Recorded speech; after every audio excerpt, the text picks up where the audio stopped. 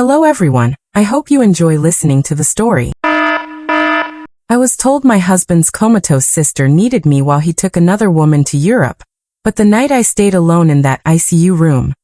She opened her eyes and whispered that I was the only one not in danger. My name is Emily Carter, I am 32 years old. And until recently I believed I had built a stable life out of quiet sacrifices. I used to work as a registered nurse in Raleigh, the kind who trusted charts, vitals, and clear answers, but after marrying Daniel, a respected surgeon with a calm voice and steady hands, I stepped away from my career because his family needed me more. His younger sister Lily had been in a coma for almost a year after what they described as a tragic accident, and caring for her became my full-time responsibility, first at home, and then in a private ICU wing arranged through Daniel's connections. At the beginning, I told myself this was temporary, that love sometimes asked for inconvenient things, but the longer I stayed inside that quiet, sterile room, the more I felt like my life had been placed on hold without my consent. Daniel stopped asking how I felt, his mother stopped pretending to appreciate me, and every decision about Lily's care was made above my head, delivered to me like instructions instead of conversations. When Daniel casually mentioned that he and his mother would be flying to Europe for a medical conference, I waited for him to say my name, to include me in the plan. But he only adjusted his watch and told me I would need to stay behind and monitor Lily closely, as if I were simply part of the equipment keeping her alive. I nodded because I had grown used to swallowing my questions. Yet something about the way he avoided my eyes left a cold weight in my chest that refused to settle.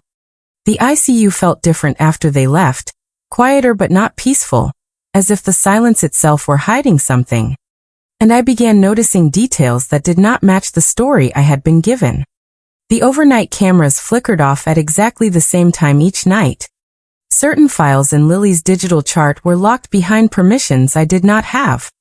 And the nurses assigned to her case rotated too frequently for a long-term patient.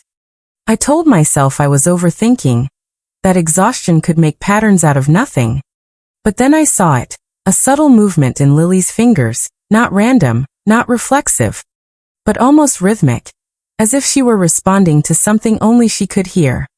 I stood there longer than I should have, watching, listening, feeling the old instincts I had buried start to rise again.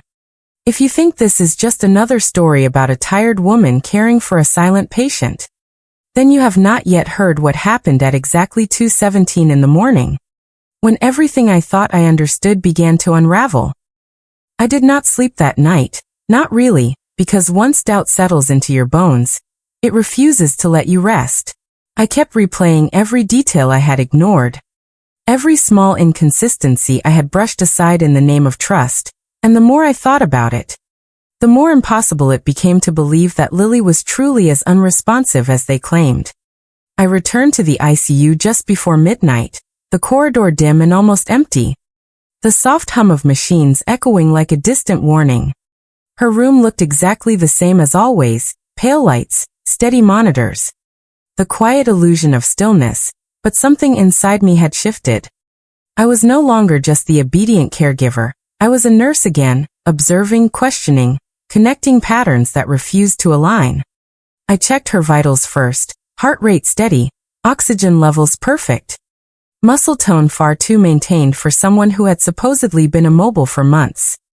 I pressed lightly against her hand, watching for any response, and for a moment there was nothing. Just the same stillness I had seen 100 times before, but then I felt it, a faint pressure. Subtle yet deliberate, her fingers curling just enough to make my breath catch. I pulled back instinctively, my heart racing, telling myself it could be reflex, that the body sometimes reacts in ways that look intentional, but I knew better. And that knowledge terrified me more than any confirmation could. I stayed beside her bed longer than usual, pretending to adjust the sheets, glancing at the monitor, waiting, hoping, fearing that it would happen again. And when it did not, I almost convinced myself I had imagined it. Around 2 in the morning, the hospital settled into its deepest silence. The kind that makes every sound feel amplified, every movement suspicious. I was updating her chart when I noticed the camera light flicker, and then go dark. Just like it had the nights before, precise, controlled, as if someone had scheduled the blindness. My pulse quickened, and without fully understanding why, I stood up and moved closer to the bed. That was when it happened. Her hand shot out and wrapped around my wrist with a strength that no unconscious patient should possess. I gasped, nearly dropping the tablet. My body freezing as every instinct screamed at me to pull away, to call for help, to do something, but before I could react, her eyes opened. They were clear, focused, fully aware, and locked onto mine with an intensity that stole the air from my lungs. "Do not react," she whispered, her voice hoarse but unmistakably controlled. "Cameras are recording." I felt the world tilt, my thoughts scattering, yet somehow I forced myself to remain still, to keep my expression neutral. Because something in her gaze told me that whatever was happening was far bigger than shock. She slowly released my wrist and shifted slightly, just enough to prove that what I was seeing was real, that the past year had been built on a lie. I wanted to speak, to demand an explanation, but she shook her head almost imperceptibly, then spoke again, softer this time, measured, careful. "You are the only one not in danger," she said, and those words landed heavier than anything else. Not in danger meant there was danger, real and immediate, and suddenly every strange detail, every controlled interaction, every moment of silence from Daniel and his mother began to form a pattern that made my stomach turn. I swallowed hard, forcing my voice to stay steady as I leaned closer, pretending to check her breathing. "What is going on?" I murmured, barely moving my lips. "Everything you have been told is false," she replied, her eyes never leaving mine. "I am not in a coma, and I never was." The room seemed to shrink around me, the machines louder now, the air heavier. And I struggled to process the magnitude of what she was saying. Why would they lie about something like this? I asked, though a part of me already feared the answer. "Money," she said simply, "insurance, millions of dollars, and control. Your husband knows, your mother-in-law leads it, and you were brought in to make it legal."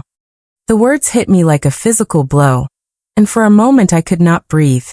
"Legal caregiver," I whispered, understanding dawning with a sickening clarity. "If anything happens to me," she continued, "if the story changes, you take the blame, negligence, malpractice, whatever they need, and they walk away clean."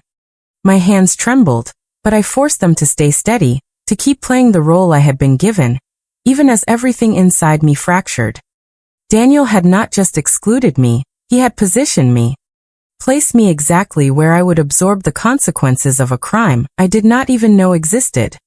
I closed my eyes briefly, steadying myself, then opened them again, meeting Lily's gaze with something new, something sharper. "How long?" I asked. "Long enough to understand that pretending to be weak is sometimes the only way to survive," she answered, and there was no fear in her voice, only calculation. "I have been collecting proof, waiting for the right moment, and now that they are gone, we finally have space to act." The shift inside me was immediate and undeniable. The confusion, the hurt, the quiet acceptance I had carried for months began to burn away, replaced by something colder, clearer. "What do you need me to do?" I asked, my voice steadier than I felt. Lily's lips curved into the faintest hint of a smile, not warm, not comforting, but resolute. "Tomorrow they come back," she said, "and that is when we stop surviving and start ending this." The morning they returned, the hospital felt staged, as if every polished surface and carefully arranged detail existed to support a lie that had been rehearsed too many times to fail. I stood beside Lily's bed in my usual place, dressed in the same neutral scrubs, my posture calm, my face composed, while inside me every nerve was alert, every thought sharpened into purpose. Lily lay exactly as she always had when others were present, eyes closed, body still, breathing steady enough to pass any casual inspection. Yet I now understood that every second of that stillness was a decision, a performance designed to survive people who had never seen her as anything more than a tool. Daniel walked in first, his presence filling the room with the same quiet authority that had once reassured me, but now only made my stomach tighten. His gaze flicked over me briefly before settling on his sister.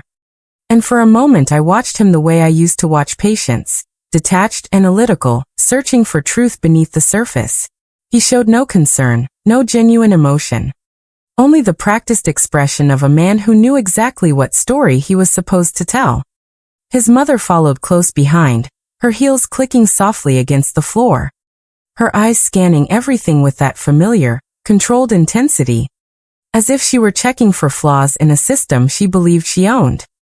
The hospital had organized a small fundraising event that afternoon in the adjacent conference hall. Something about raising awareness for long-term care patients, and Daniel had been invited to speak. To present himself as the devoted brother who had sacrificed everything for his family. The irony sat heavy in my chest, but I kept my silence, because Lily had been clear, timing mattered more than emotion. Throughout the morning, I played my role perfectly, adjusting monitors, documenting vitals, responding politely when spoken to, all while quietly ensuring that every piece of evidence Lily had gathered was ready. She had hidden recordings, financial documents, and access logs in places no one would think to check. And together we had compiled everything into a single sequence that would be impossible to dismiss. By the time the event began, the room was filled with donors, hospital staff, and a handful of media representatives. All drawn in by the narrative of resilience and sacrifice that Daniel and his mother had carefully constructed. I stood near the back, partially hidden among the staff, watching as Daniel took the stage. His voice steady, his tone measured, speaking about love, responsibility, and the burden of watching someone you care about slip away. The audience listened in silence, some nodding, some visibly moved. And I felt a flicker of anger rise in my chest at how easily truth could be replaced by performance. Then the lights dimmed slightly, and the large screen behind him flickered to life, exactly as planned. At first, it showed a slideshow of Lily's supposed journey, images curated to evoke sympathy. But then the sequence shifted, almost seamlessly, into something else. Audio played first, his voice, unmistakable, cold and calculating, discussing insurance claims, payout timelines, and legal positioning, followed by his mother's sharper tone outlining exactly how they would ensure no suspicion fell on them. The room changed instantly, confusion rippling through the audience. Murmurs spreading as the visuals transitioned to documents, account transfers, manipulated medical records, each piece connecting to the next with undeniable clarity. Daniel froze mid-sentence, his expression cracking for the first time. And his mother's composure shattered as she stepped forward, demanding the system be shut down, her voice no longer controlled but desperate. That was the moment Lily chose. The doors at the side of the hall opened quietly, and she walked in. Not slowly, not uncertainly, but with steady, deliberate steps that echoed across the room, drawing every eye toward her. Conversations died instantly, replaced by a silence so complete it felt almost physical. Daniel turned, his face draining of color, his mouth opening without sound, while his mother staggered back, as if she had seen something impossible. Lily stopped a few feet from the stage, her gaze sweeping the room before settling on them. And when she spoke, her voice carried clearly, stronger than anyone expected. "You told the world I could not speak," she said, "and yet here I am. You told them I was helpless, and yet I walked in on my own. Every word you said was a lie, and now everyone can see it." The impact was immediate. The narrative collapsing in real time as reality forced its way into the open. Security moved first, unsure whether to intervene, followed quickly by hospital administration. And then the unmistakable presence of law enforcement officers who had been alerted the moment the evidence began to play. Daniel tried to recover, stepping forward, reaching for some explanation, but his voice faltered. His confidence gone, replaced by panic that he could not conceal. His mother attempted to redirect, to claim misunderstanding, but the recordings continued, each one reinforcing the truth they could no longer deny. I stepped forward then, no longer hiding, no longer silent, and met his eyes as recognition settled in. "You said I was nothing," I told him, my voice steady, carrying farther than I expected. "But it turns out I was the only one who did not know your plan. That was your mistake. Officers moved in, their actions calm but decisive, placing restraints on his wrists as he protested, his words tumbling over each other, shifting from denial to anger to something that almost sounded like pleading. His mother followed soon after, her resistance weaker, her composure completely gone, replaced by a hollow expression that mirrored the collapse of everything she had controlled. As they were led away, Daniel twisted back, his eyes searching for me, his voice breaking as he called my name like it still meant something, like I still belonged to him. I did not respond. I simply watched, standing beside Lily, feeling the weight of everything that had happened settle into something quieter, something steadier. For the first time in a long time, I was not reacting, not enduring, but choosing. And as the room slowly filled with noise again, questions, whispers, disbelief, I realized that the story they had built was gone, and in its place stood the truth, undeniable and finally free. The days that followed did not feel real at first, as if I were moving through a version of my life that had been rewritten overnight without giving me time to catch up. Statements were taken, reports were filed, and every piece of evidence Lily and I had gathered became part of something much larger than either of us had imagined when we first stood in that silent ICU room. The hospital launched an internal investigation immediately, distancing itself from Daniel and his mother as details of the fraud surfaced, and law enforcement moved quickly, building a case that stretched far beyond insurance claims into conspiracy, falsified medical documentation, and attempted legal manipulation.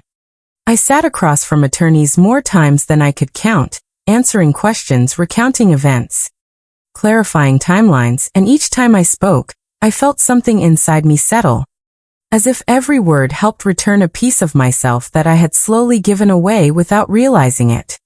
For months, I had lived in a space where my voice did not matter, where decisions were made for me, where my role was to support, to comply, to remain quiet, and now I was being asked to speak, to define what had happened, to stand firmly in my own truth without hesitation. Lily was there through all of it, no longer hidden behind silence, no longer forced into stillness. Her presence steady and deliberate as she provided her own testimony, filling in the gaps I could not see, confirming the patterns I had only begun to suspect. Together, we were no longer pieces in their design, we were the ones dismantling it, layer by layer, until nothing remained but facts that could not be denied. The legal process moved faster than I expected, driven by the volume of evidence and the clarity of intent behind it, and within weeks, formal charges were filed, followed by hearings that drew attention from both the medical community and the public. Daniel's name, once associated with skill and trust, became tied to betrayal and calculated deception, and his mother's reputation collapsed alongside his, revealing a history of control and manipulation that extended far beyond what I had personally experienced. I was advised to remain cautious, to avoid public statements, to let the process unfold through official channels, and I followed that guidance, not out of fear, but because I understood now that control did not come from reacting impulsively. It came from choosing when and how to act. When the court proceedings concluded, the outcome felt less like a victory and more like a necessary correction, a rebalancing of something that had been tilted for far too long. Daniel faced multiple charges and the certainty of prison time, his attempts to negotiate or deflect responsibility, failing under the weight of documented proof, while his mother, once so composed and commanding, stood quietly as her own role was outlined in detail, her influence no longer something she could hide behind. As for me, the court recognized my position for what it was, not a participant but a target, someone placed deliberately in harm's way to protect others. And with that recognition came both legal protection and financial compensation that I had never asked for but accepted as part of closing a chapter one had not chosen to enter. When the final transfer appeared in my account, I did not feel triumph, I felt clarity. A quiet understanding that what mattered was not the number attached to it, but what it represented, acknowledgement, independence, and the end of a system that had reduced me to a role I never agreed to play. I left the hospital shortly after, Not because I could not continue there, but because I wanted to return on my own terms. Not as someone tied to a past that had nearly defined me. I took time to breathe, to reconnect with the parts of myself I had set aside, and eventually, I stepped back into nursing. This time choosing my position carefully, working with a team that valued transparency, respect, and the kind of integrity I had once assumed was universal. Lily moved forward as well, her life expanding in ways that had been denied to her for years.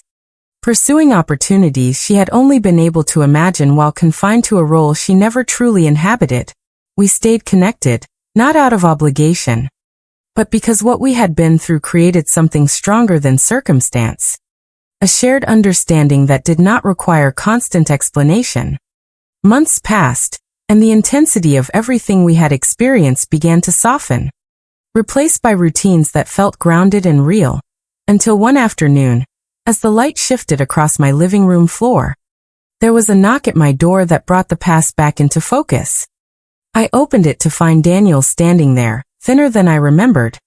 His posture no longer confident, his eyes carrying a weight that had not been there before. For a moment, neither of us spoke, the silence stretching between what we had been and what we had become. And then he exhaled slowly, his voice quieter than I had ever heard it. "I know I have no right to be here," he said, "but I needed to see you. To say that I understand now what I did, what I let happen, and I am not asking for forgiveness, just a chance to make something right."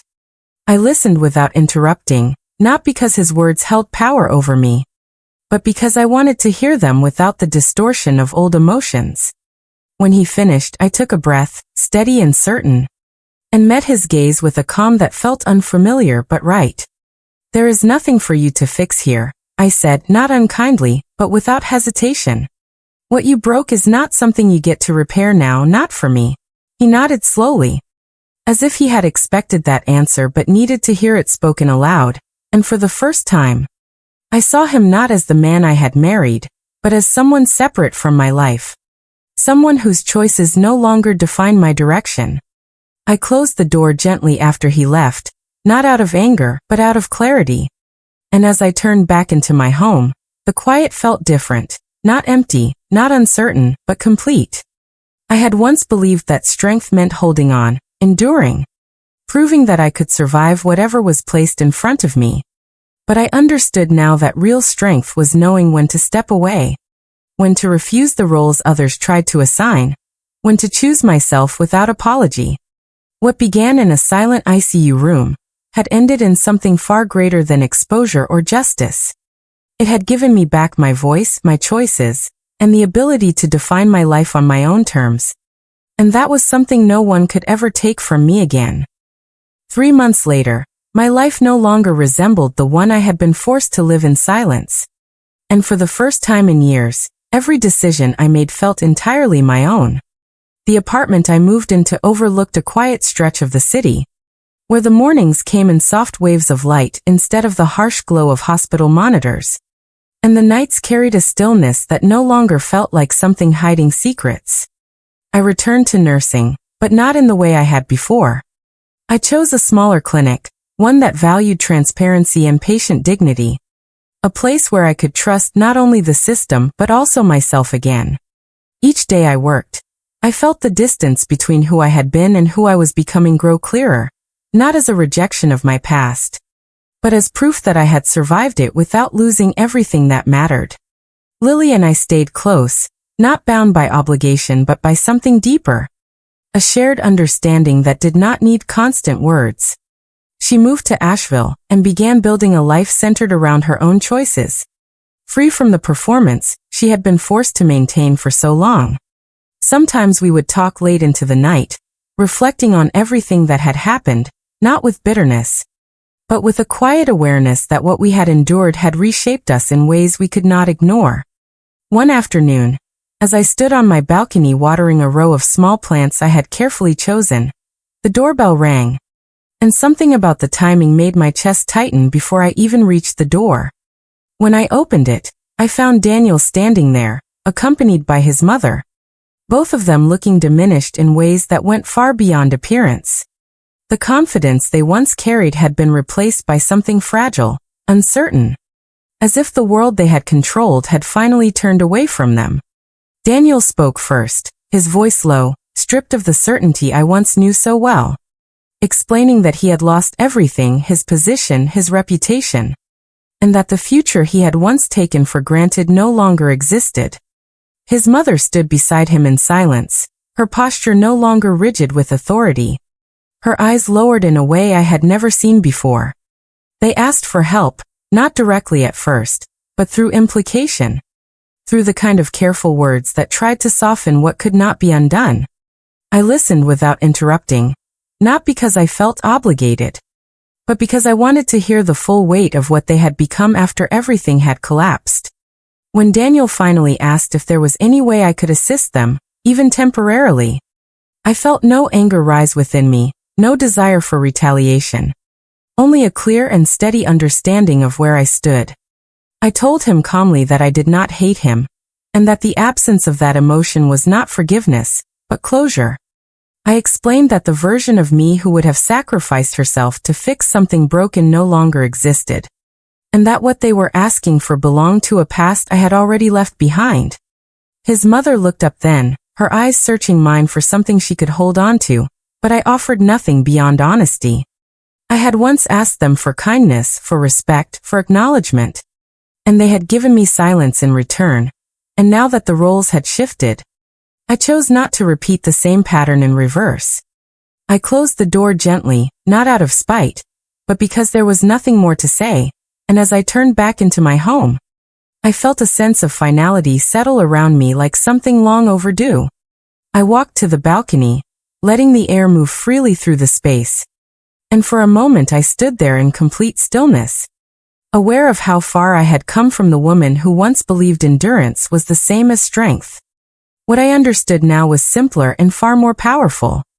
Strength was not found in holding on to people who diminished you, nor in proving your worth to those who had already decided to ignore it.